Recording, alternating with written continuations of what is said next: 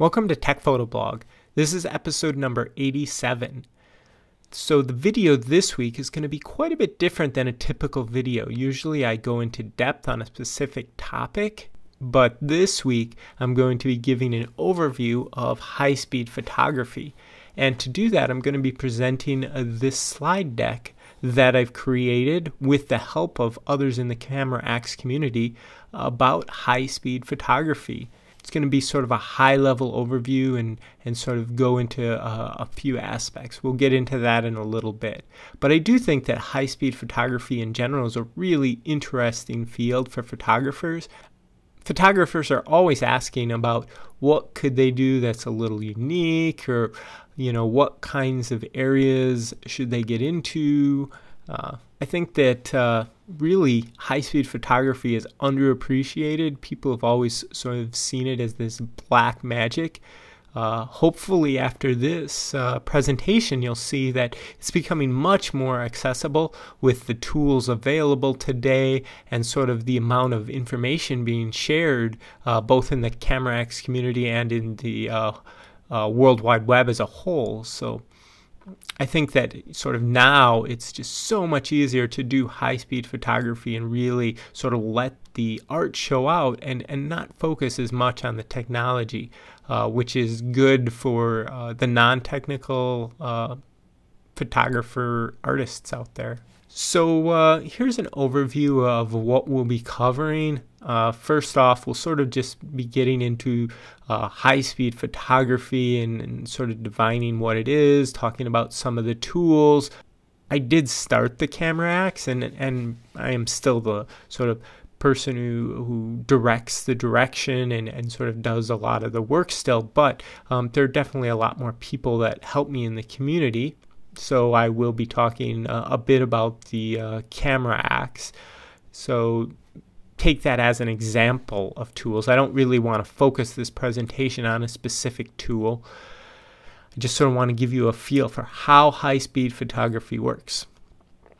And then I go through a bunch of different case studies, and that's where we'll get into sort of really beautiful images. And some of those will be from me, and some of them will be from others. Which reminds me, at the end of this presentation, I list all of the credits, and a lot of the images here are not images that I've taken, but people have given me permission to include them in the slide deck. For instance, that light bulb on the right side is not from me. It's from Lee Japs. And I will have a slide at the end that lists everybody who donated photos. Also, there will be a link to the presentation online in Google Doc format. So that's really nice, because if you do decide you want to present this kind of presentation to your photo club, then you can go and get it in whatever format you want, PDF or PowerPoint, or you can just present it online if you have a web connection.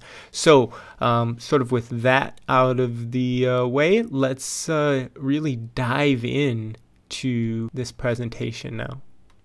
So I thought I'd start off with a little bit of the history of high-speed photography. So I'm sure it can go back further than this, but I sort of thought that William Tybalt back in 1851, what he did was he knew that high-speed photography was going to be an interesting field, and wanted to take a really short duration image, but the film paper that they were using at the time just wasn't going to sort of allow him to do that. I'm sure you people heard, back in the 1800s, when people were taking photos, they always wanted to be outside on a bright sunny day, and people had to, sort of sit there without moving for 30 seconds, and it just required a huge amount of light to expose the paper that they were using at the time properly. So what William did was he did a spinning disc, and basically with a Leyden jar created a spark that was sort of timed to happen at the same disc position. So he basically accumulated the image of this spinning disc by making many sparks. I couldn't find how many sparks, but I'm sure that he did, hundreds or thousands of sparks over, a long period of maybe minutes or something. It wasn't really high-speed photography, but it was sort of proving the concept. In 1872, there's those really famous photos of the galloping horse with a 1 millisecond shutter duration. And I think that that's really the first images that I could find that I remembered as sort of being high speed. And it's kind of interesting, the story behind that. When they were taking those photos, they were actually a scientific pursuit, which is actually the case for a lot of this very early high-speed photography. And even today, people are trying to answer scientific questions, and that's why they're doing it. But I'm going to make the argument, and this presentation is going to make the argument, that it's an interesting field for artists as well. But back then, when they were photographing those galloping horses, they sort of wanted to figure out how many of the feet were on the ground of the horse sort of when he was galloping at full speed, and the human eye couldn't really tell. They did know that the number of feet on the ground for a horse changed between a walk and a trot, which they could just sort of see with their eye, but they couldn't see when a horse was going full speed how many feet were on the ground. So they sort of created this series of images which they captured with multiple cameras and sort of having these metal wires that the horse ran into to sort of trigger the cameras. So that's sort of how high-speed photography started. I think maybe we'll skip ahead to 1930. With Doc Edgington. He's the person who really took the flash system that we have today and sort of developed it and sort of made it work for photography. So I really think that when he came along is when high-speed photography became practical. At least many types of high-speed photography. And both of the images on this page are from Doc Edgington and the MIT Institute, which sort of keeps in a catalog of photos. Were nice enough to say that I could use those. Okay, so with high-speed photography, there's a bunch of different types. Basically, I'm going to classify them by sort of how fast they are. And what it really comes down to, there's a big difference between the speed of a camera shutter and the speed of the flash.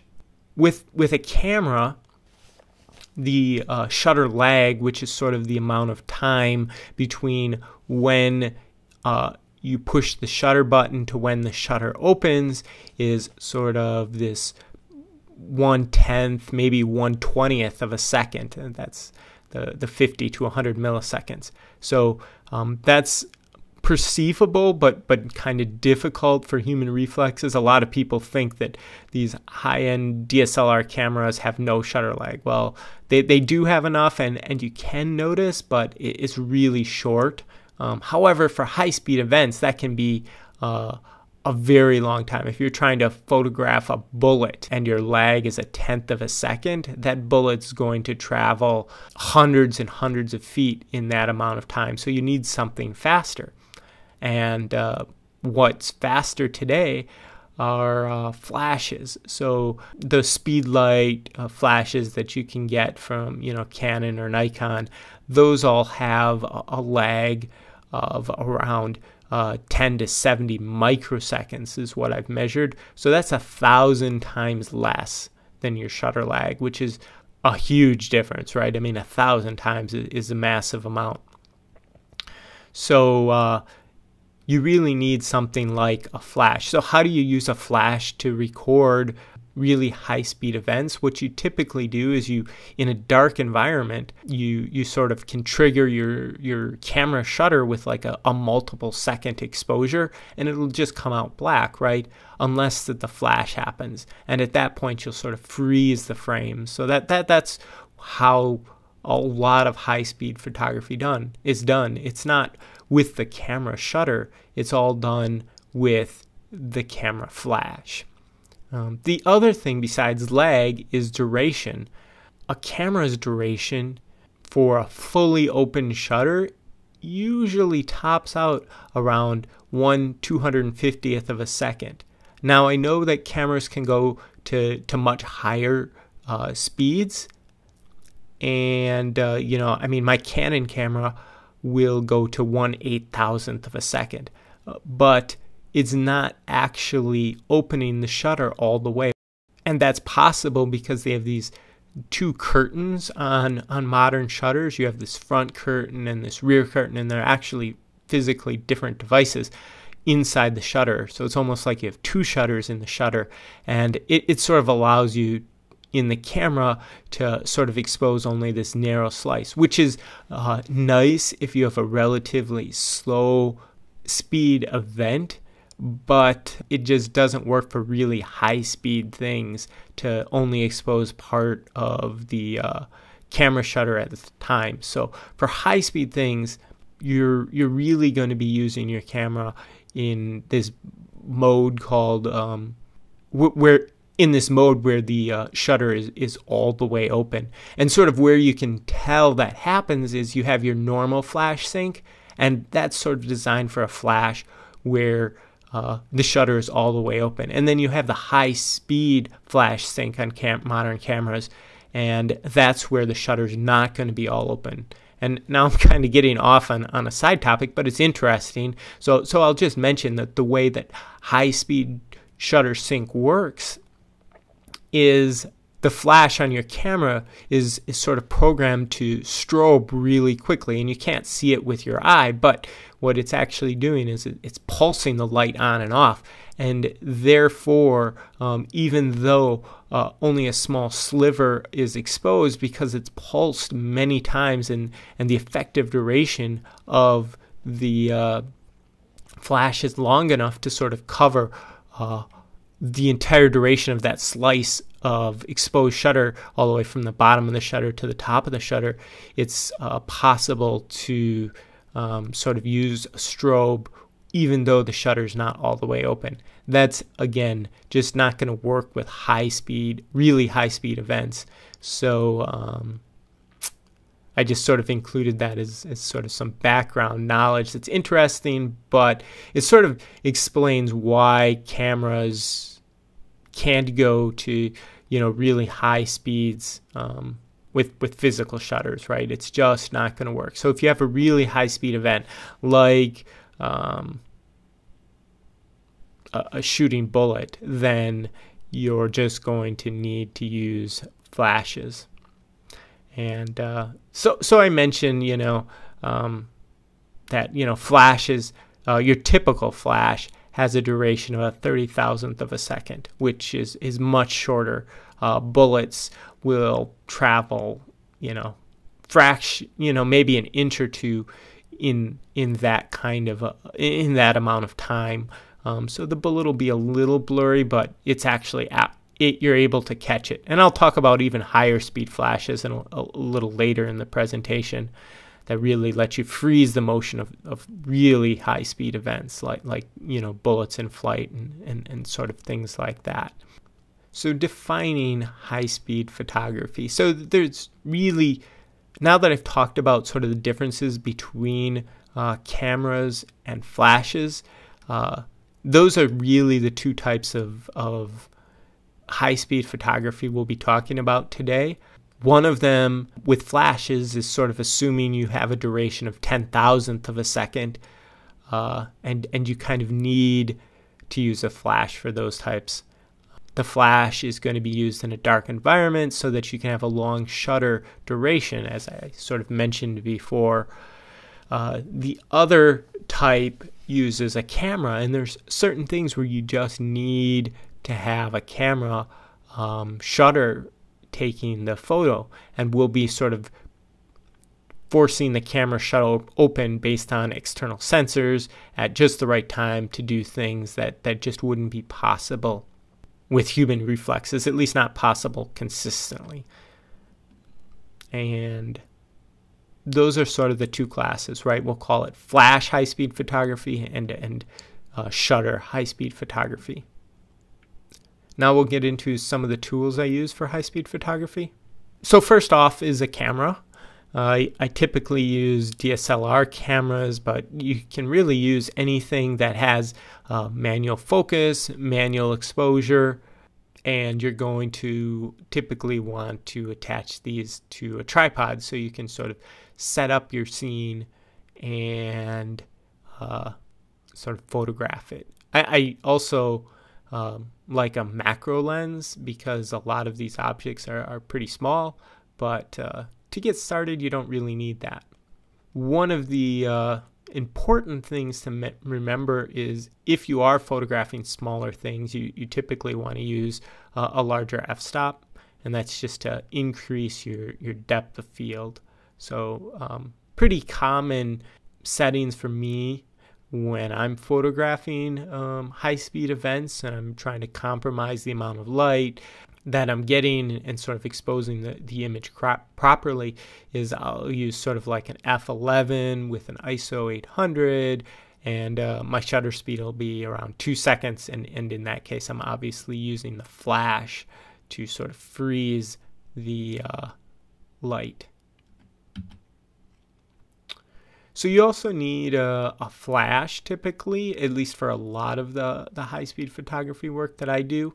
All of the major camera manufacturers make these speedlight flashes, which are really good flashes for high-speed work.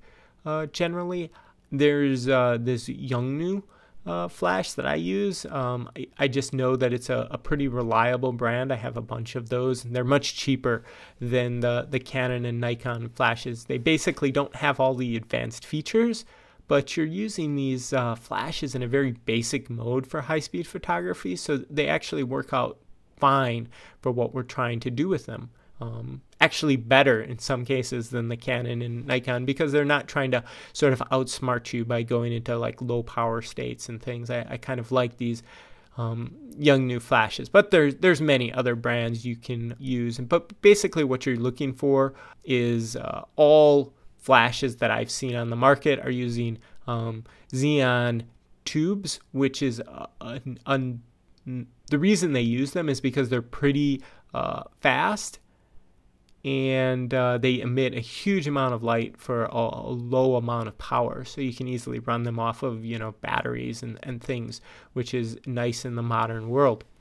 Studio flashes kind of some of them will work and some of them won't. You'll want to read the specifications, sort of see what the shortest duration is. A lot of them are designed on really older technology, and they kind of use these bleed-off resistors to sort of dim the flash. But the problem with that approach is that the durations are long, like 1,000th of a second, which is often too long for high-speed photography.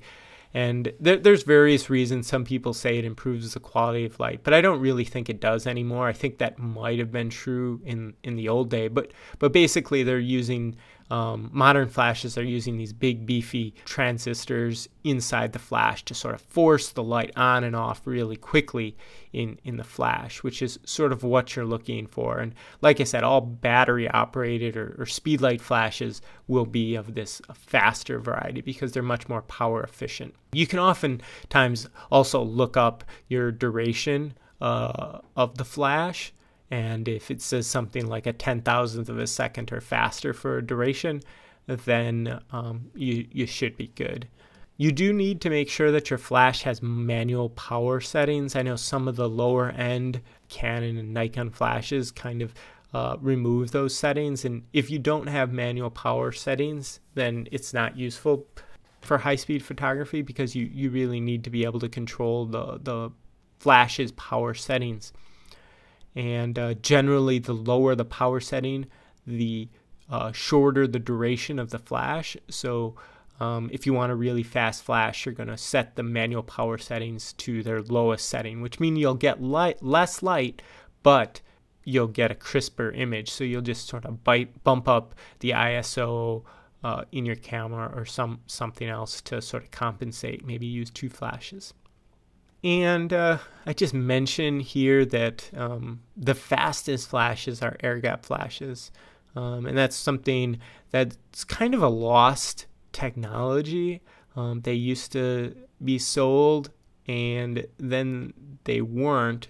Back in the 70s, basically, Doc Edgington, I think he started up a company that sold these micro gap flashes. There was some articles published on how to build them, and basically companies stopped manufacturing them for a variety of reasons. I imagine they weren't that popular, and they're kind of expensive and hard to build. But this is something that, seeing sort of the gap in technology, I kind of went back and talked to some people who were making a modern version, namely Alan Saylor.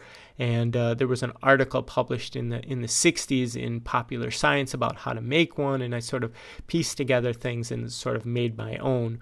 And these flashes have a duration of about 1/1,000,000th of a second, so they're 30 to 40 times faster than your typical flashes. And this is the sort of flash where, if you're taking something really high speed, like an explosion or the shooting bullet, then and you don't want to have any blur in the photo, then you're going to have to go with something like an air gap flash. And here's a picture of an air gap flash. You can sort of see in the upper right hand corner some pictures I took with a Canon flash and then with an air gap flash. So the first one is a Canon flash at 1/32nd power and then at 1/128th power. And you can see that there is less blur in that second image, and that's sort of what I'm talking about. The lower your power setting, the faster the flash is. But in this case, it's still not fast enough to sort of freeze the motion. And the air gap does a very good job at sort of freezing that bullet in flight. But, I mean, it's not as bad as those bullet images make it seem, right? If you look at the example images of a bullet sort of impacting a glass test tube, on the left-hand side, it's the air gap flash, and then on the right-hand side, it's a sort of a traditional flash. And while you can definitely see more detail in the image on the left from the air gap flash, the image on the right is also very beautiful. So I would never suggest somebody really focus on, at least when they're getting into high-speed photography, you can use your standard flashes and sort of experiment and get lots of really interesting pictures, and then later decide if you need to go to something more exotic like this air gap flash. So now we're going to be talking about high-speed triggers a little bit more. But before I sort of get into an example where I cover sort of the Camerax trigger, I'll just sort of say the purpose of a high-speed trigger is to sort of take sensor data from the real-world environment, like a microphone or something, and then trigger the camera and or flash based on that. Triggers will typically have some sensors to collect that real physical world data.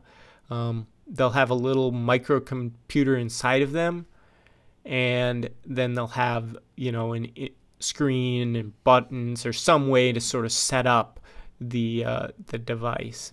So yeah, that pretty much covers it, right? I mean, the main things I talked about needing for high-speed photography are just a camera, a flash, and then probably some sort of triggering system, although you can experiment without the trigger. Okay, so now we'll get into a little bit more detail about the Camerax, which is just sort of an example of a trigger. There are definitely other triggering systems out there, Trigger Trap and a bunch of other ones out there, but because I'm sort of the inventor of the Camerax, I'll be talking about that system today. So what I like about the Camerax is that it is open source, all of the software and hardware. You can go and build your own. There's schematics and plans for the really, geeky people out there that want to do it themselves. I fully support that. But most people do just buy the kit. However, a lot of software updates come in the open source software realm, and people often are updating their software, adding new features if they're a programmer. So it's really interesting there. But you can sort of see on the right-hand side of this picture, there's two sort of ports on the top, and those are where you plug your cameras and your flashes into, and you'll need some special cables to do that. Then there's this USB cable port, and that's where you plug it in there, and you can get power for the CameraX through that port, or you can reprogram the CameraX through that port when you connect it to your computer. And then on the bottom there's two sensor ports, and those are there to plug in different sensors like a microphone sensor or a valve sensor to do water droplets, or a projectile sensor to photograph bullets in flight. And then other than that, there's a battery compartment in the back where you put in some AA batteries. There's the buttons that you can see to sort of control the menu, and a little screen there, on-off switch. That's pretty much it for the actual CameraX. Here's a bunch of different sensors that you can plug in to the CameraX. I'll sort of start on the upper left, work my way right, and then down and right again. So the first one is in the upper left is a projectile sensor, and that's kind of an interesting sensor because it'll actually detect the speed of the bullet, and then on that sensor in the menu, you actually just say how far you want the bullet to travel before you take the picture. So you don't have to mess around with like figuring out how long it takes the bullet to travel some number of microseconds. What you're working with is just distances, and you say, oh, I want the bullet 2 inches into my frame. So you just put in 2 inches into the CameraX menu, and that's where the bullet will be when the photo is taken. So it really simplifies taking photos of bullets in flight. Then there's a light sensor there in the middle on the top, and next to it is a laser sensor. So the light sensor is useful to do things like take photographs of lightning during the daytime, which is quite difficult without sort of a triggering system. And then you can combine the laser with the light sensor to sort of create laser triggers, and that's useful if you're trying to photograph, something passing a certain point. And that could either be something really high speed, like an explosion where, little particles are getting shot out, or it could be something much slower speed, like racers passing a finish line, or wildlife walking along a trail in the woods or something. Then sort of on the bottom left, we've got a microphone sensor that's useful for detecting whatever makes noise. And then in the bottom right, that bigger image is a valve sensor.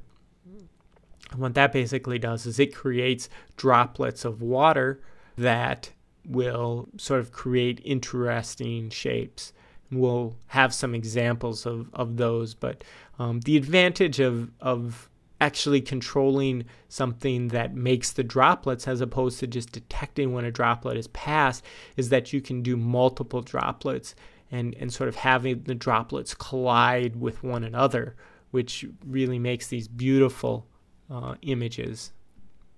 We'll have some of those later, like I said. Then you need to plug things into those camera and flash ports on the CameraX. So the top row of images are a bunch of camera cables that the CameraX supports. The problem is that camera manufacturers don't all use the same port. It's kind of annoying, but it is true. And that means you need different camera cables for different cameras. And in fact, Nikon and Canon both have multiple camera cables for different cameras. And there's really not much of a point to it. Like that third image on the top, that's got 10 pins on it, but I've only ever seen 3 of them used. In fact, 3 of them are only wired in the Nikon camera cable, so they just got a bunch of extra pins there for no reason, and it's just kind of annoying. It's like all of these camera cables are only using 3 pins. They could all have the same plug, but they don't, and I guess that's good for them. They get to sell a new plug, but it's kind of annoying for these triggering systems because you have to have a bunch of different cables for different cameras and things. So anyways, off on a little tangent there. Basically, all of the major camera cables, I've made versions for the Camera Axe, so you can control the different major camera brands with the Camera Axe. And then on the bottom, there's a bunch of different ways of connecting flashes. You can either connect it through a hot shoe or a PC sync cable, and then that last thing with a bunch of buttons and a little screen, that's a multi-flash plus port device, and that's the Camera Axe only controls 2 cameras or flashes at a time, and sometimes you want to control more.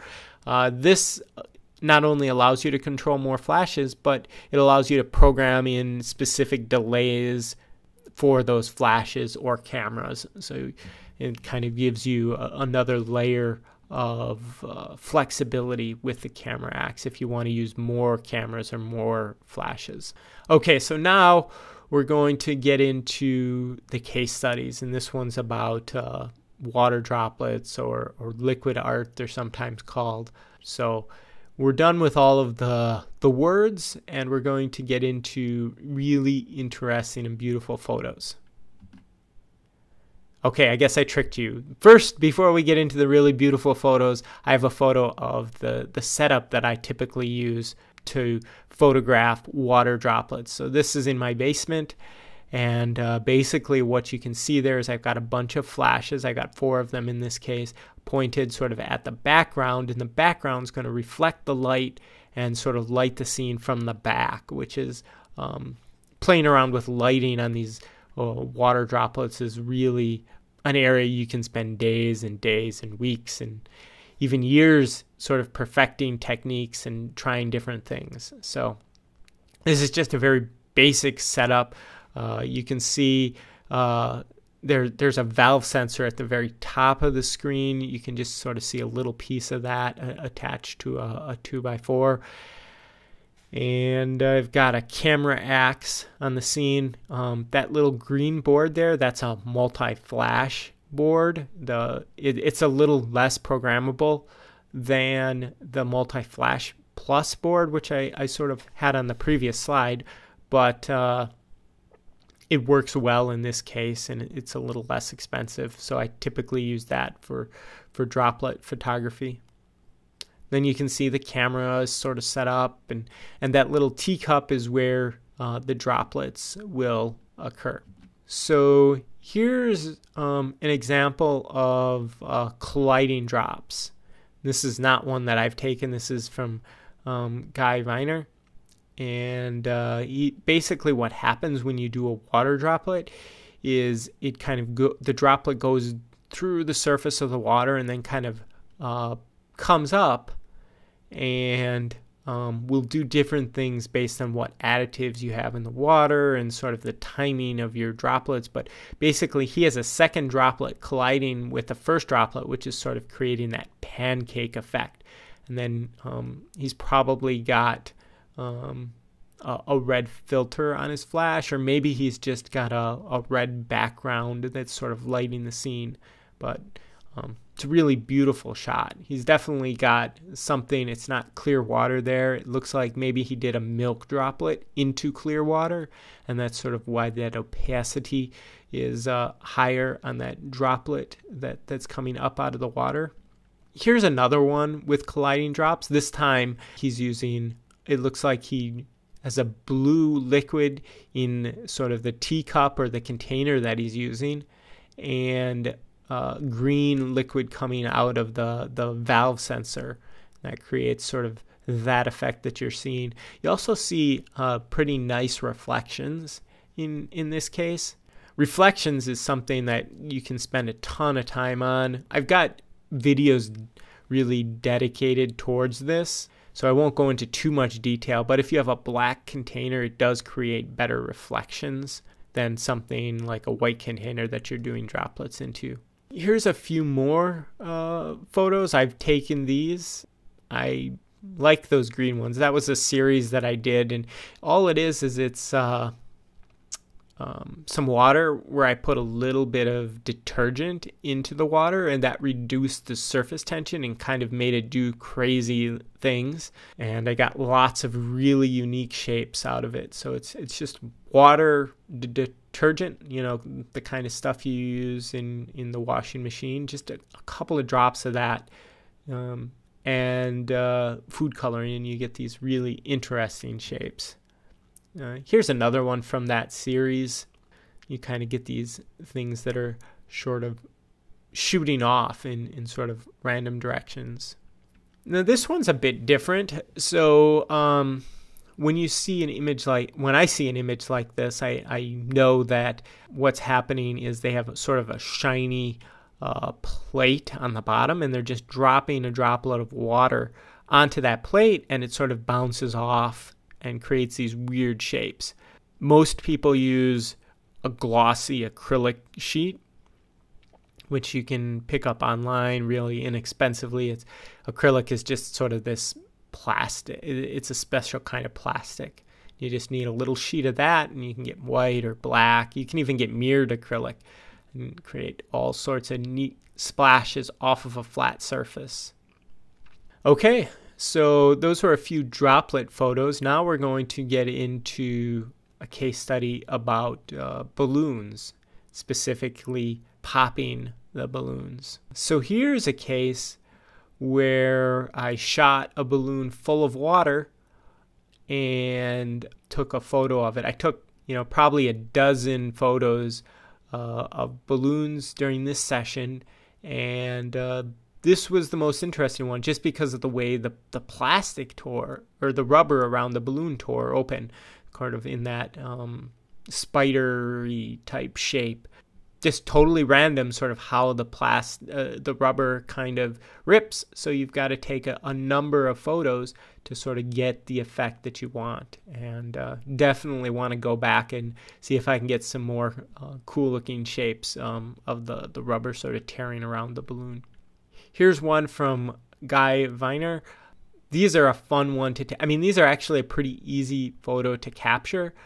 So when I present these slides to photo clubs, I'll often have them have a demo station set up with a sort of a microphone, and they'll be popping balloons, and we'll get those balloons photographed half popped and things, which is kind of cool. We don't put water in them in that case, but it's always fun to get a picture of you popping a balloon on film. So that's a fun one to sort of do, and as long as you don't put anything in them, it's not very messy. It just makes a little bit of noise when the balloon pops, which is how the sound sensor detects it.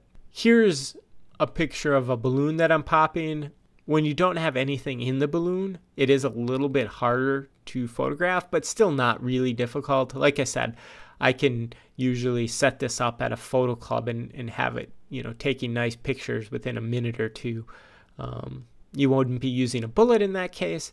You just have, people with, a little paper clip or something to pop the balloon. Something that really makes the image pop a lot more is if you fill the balloon with, a little bit of a dry substance. I think in this case, I just put a little bit of flour inside the balloon, sort of shook it around, and the static in the balloon actually holds the flour a little bit to the edges of the balloon, and then when you pop it, you get this gorgeous shape, and it's not really messy because there's only maybe a teaspoon or two of flour in the whole balloon, so it's a lot less messy than the water ones, and I actually really like how these photos turn out. And again, these are all just, I think all the balloon ones are done with a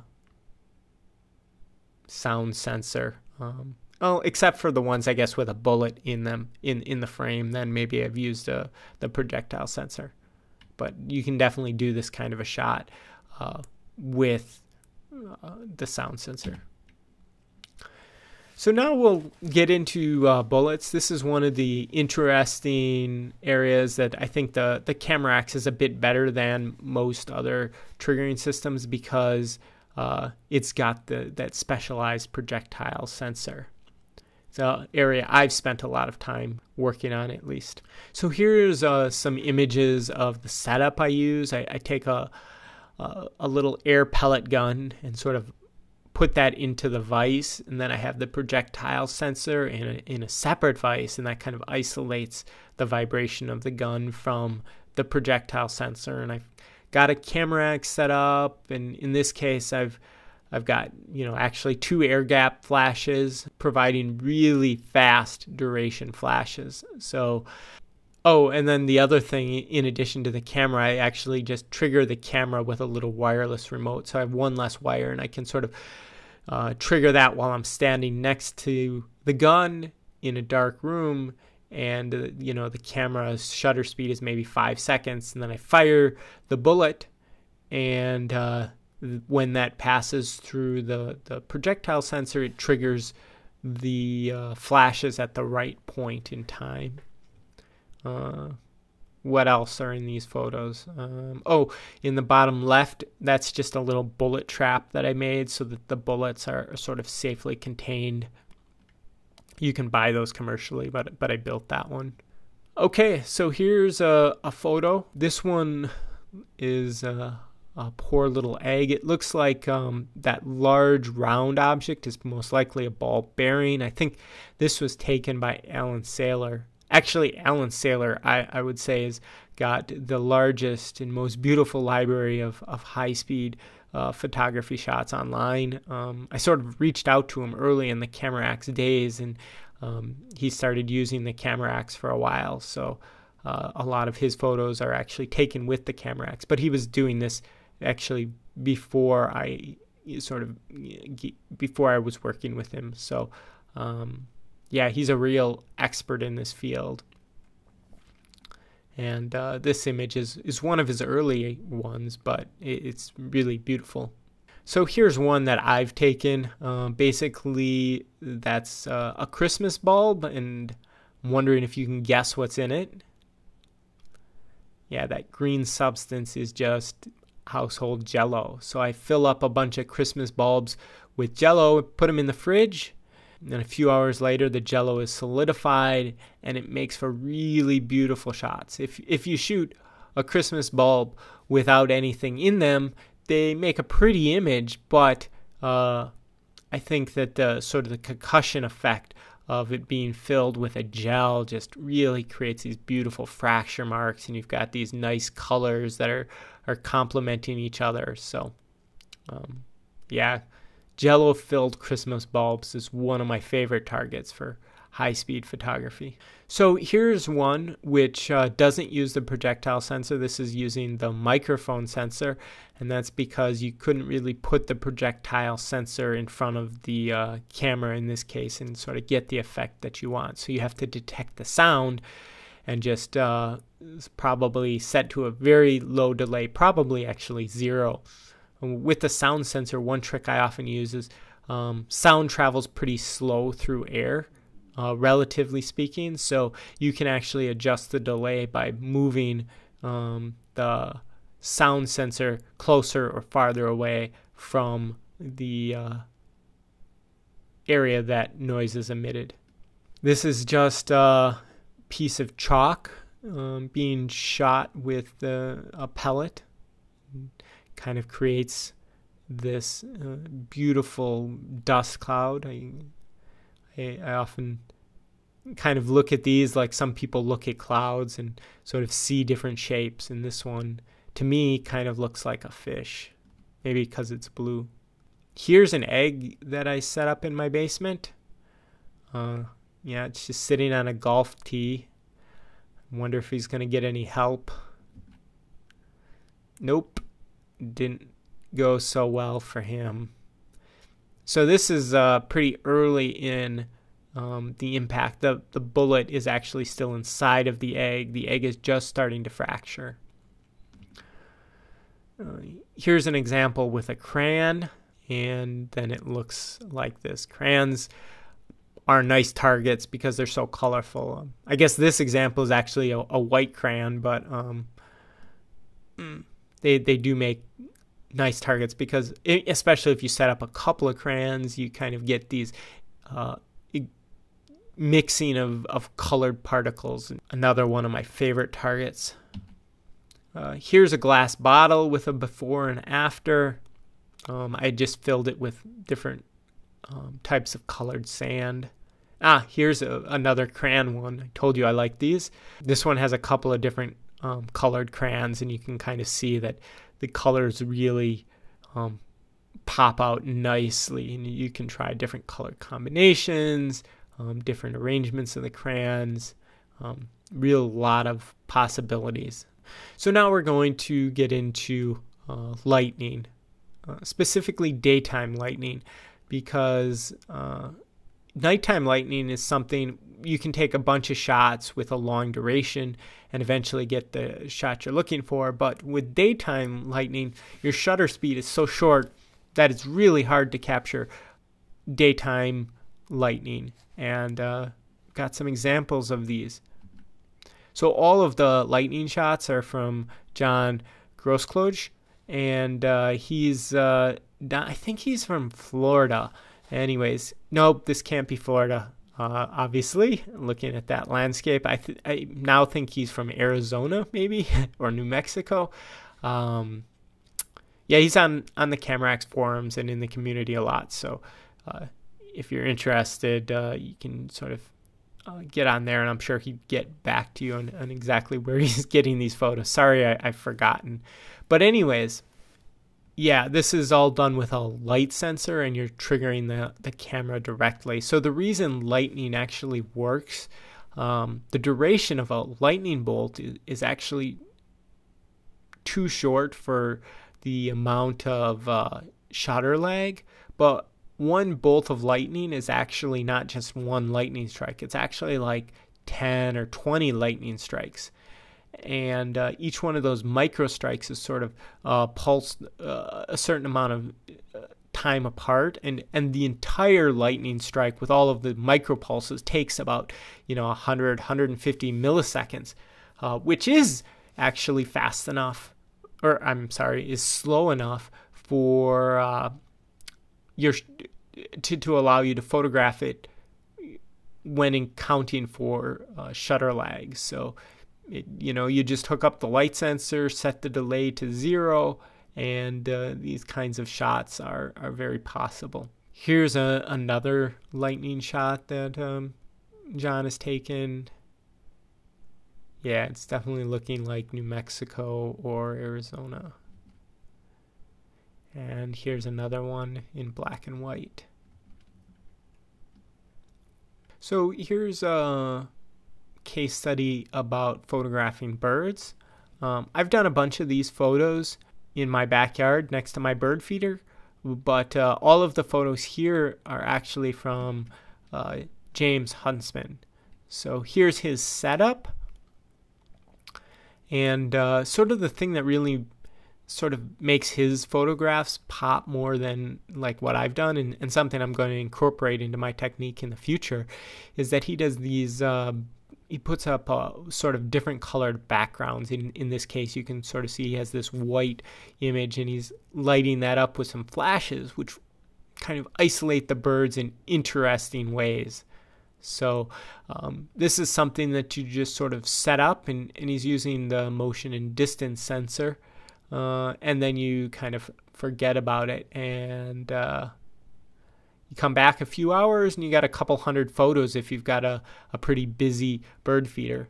So it's kind of one of those that you just sort of sit there and then you come back and decide which of your photos. Almost makes it too easy. Here's one that he took. It's a beautiful cardinal there, I think, and it's got something in its beak. It looks like it's probably leaving the bird feeder, not going to the bird feeder.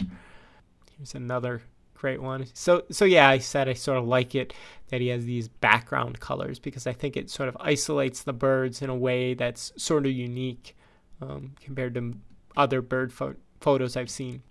Here's one with a blue background. And now here's the credit page that I told you was coming.